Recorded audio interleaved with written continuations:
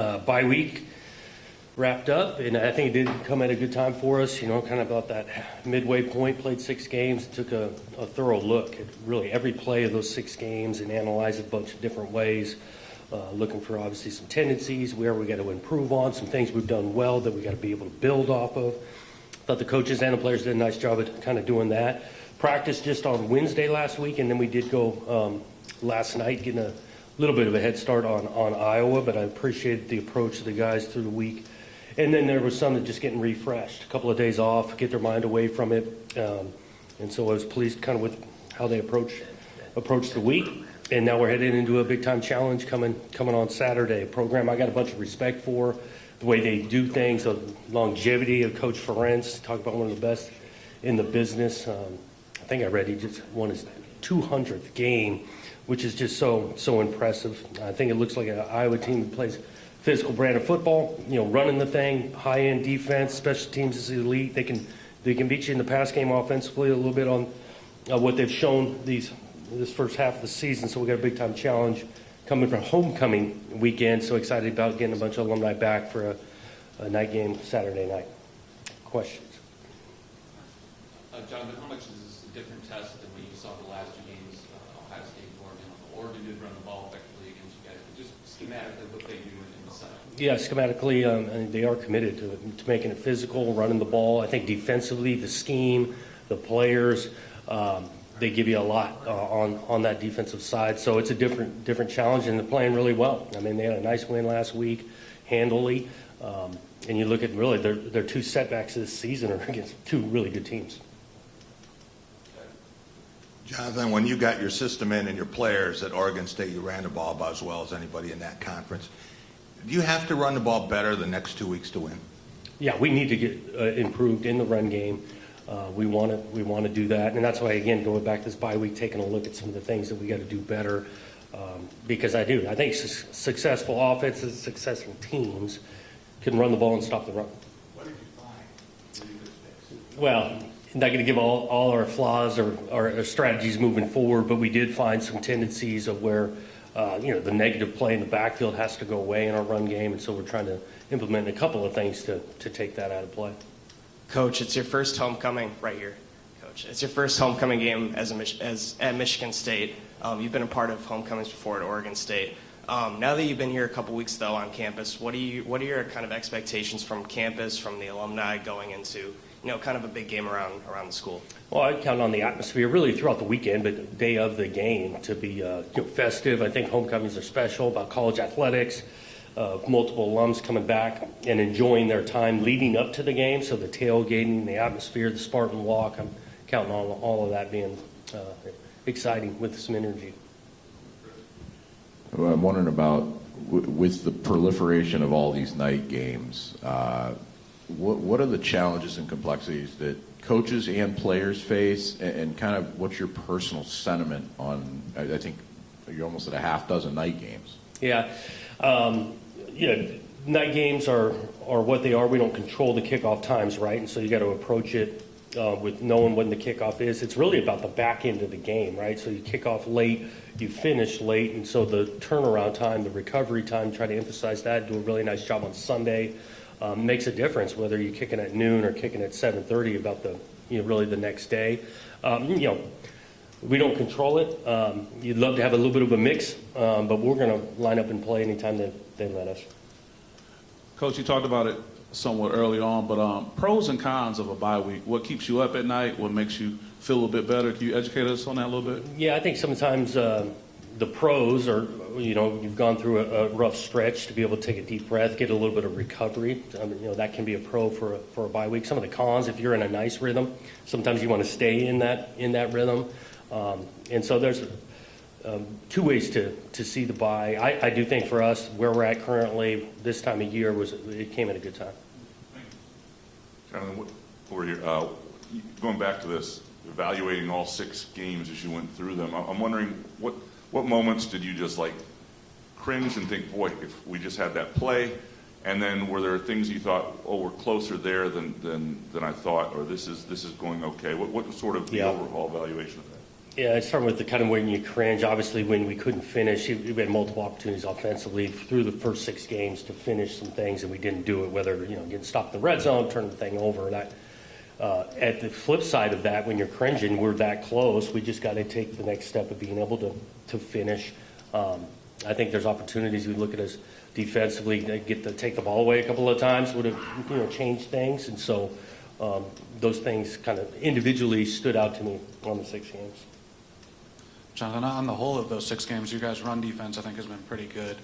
When you went back and looked at it, what stood out to you in that regard? And looking toward Iowa, just how important is it going to be to get back to that? And then what are the things that they do well on the ground to get that? Yeah, it does start with stopping the run, and we've had some success. 6 games, you throw it all together, playing some run defense. I think it does help the tackles for loss, right? Statistically, when you get some of those numbers, and we're going to have to play a team defense against this run game. They've got a mix of schemes, so it's not just all one particular run play. They got a nice back that's not easy to tackle. So going back to the team defense, we get multiple guys to the ball to bring this guy down. John, I was wondering about Michael Masunas. Looks like he's out for the year. Just how that transpired and what the path is for him. Yeah, we were trying to take the last couple of weeks to just see if he could kind of get to a place that he felt better about getting back out there. He just did not, over the last couple of weeks, get to that point, so made the decision to call it good for this season. And we're, tough blow, support him.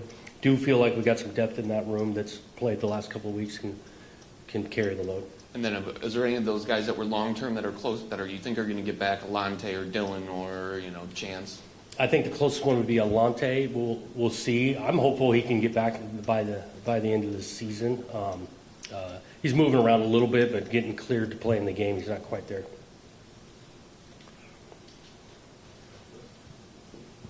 Matt kind of stole my question there. I was going to actually ask that as well, but I'm wondering from the offensive line standpoint, because that was obviously going into the bye week. You've been moving guys around. There have been some health issues there. How did you kind of work that in terms of what your assessment was of the current playing group and maybe making potential changes? Overall assessment, we got to find some consistency.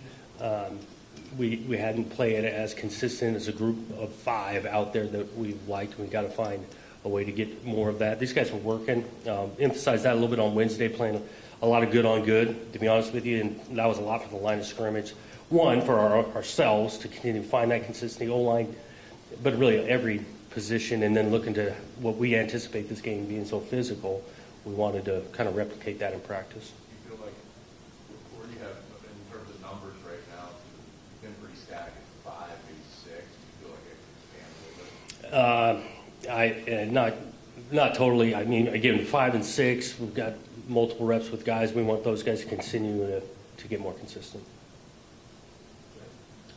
When we saw Kirk Ferentz in Indy stop me and said, hey, you got the right coach. Do you know him or just know about him? And what do you think of when you hear Iowa football? Yeah, well, don't know Kurt well, traded some texts and things, awesome kind of career he's put together. Just got respect for a guy to be in this business long term, and just the stories you hear former players talk about him, not just about wins and losses and his approach. I just got the utmost respect for it. Coach, Iowa's defense has been their strong suit over the years.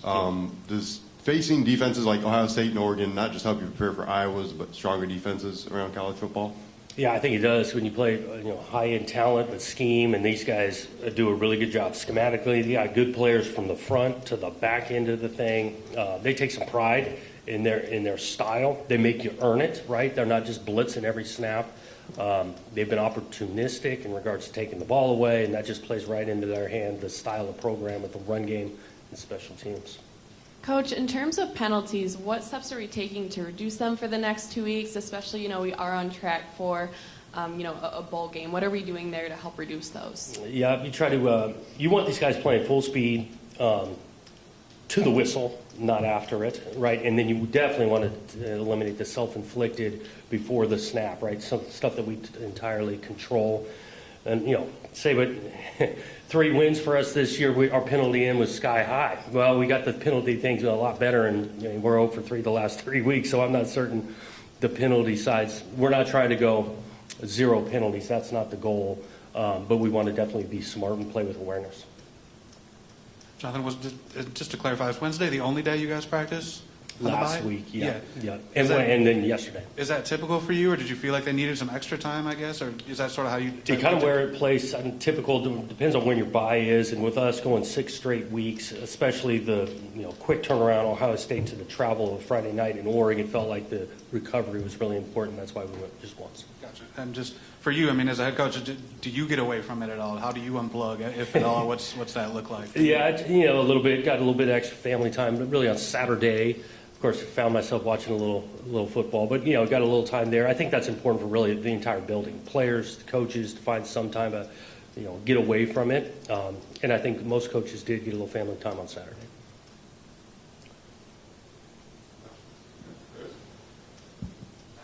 I guess what are you talked about some of the negatives, but what are the biggest maybe positives you saw to that 6-game evaluation? Things you really think you can build on to improve for the second half of the schedule? Yeah, got a lot of snaps playing team defense. I think the effort and the how factor they've been playing with for 6 weeks, and we can sustain that. That's something to build off. I look at us offensively. We've had plenty of times capable of moving the ball for longer drives, not just like 2-play hits or something. We just got to take a step in finishing. I think on special teams, I think we're kicking the ball pretty well. You look at statistically how we're punting, kickoffs, and obviously Jonathan Kim has been lights out. So those things have been really good. I'm wondering about the penalty question. Kind of makes me look at Iowa. They don't get penalized very much, and when you play against a team that doesn't get penalized very much, do you have to plan differently, or do you prepare for that? Or well, you just they make you earn it, right? They're not going to just give you freebies here and there, and so they're playing with great technique. Their hands are thinking about offensively, hands inside. This is a good old line, well coached. That don't hurt themselves. Flip it on the other side defensively. Got a bunch of them just giving you free 5 yards or 15 yards here, and so they just make you earn it. You said you watched a little football Saturday. I assume you might have caught a little of Ohio State at Oregon, having just played those 2 teams. What was your take on that? Kind of an instant classic. Yeah, I did see that one, not start to finish, but a lot of it. Just impressive, 2 teams playing at a high level, going back and forth.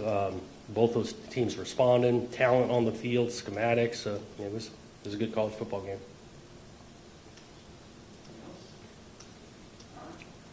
Thanks, guys.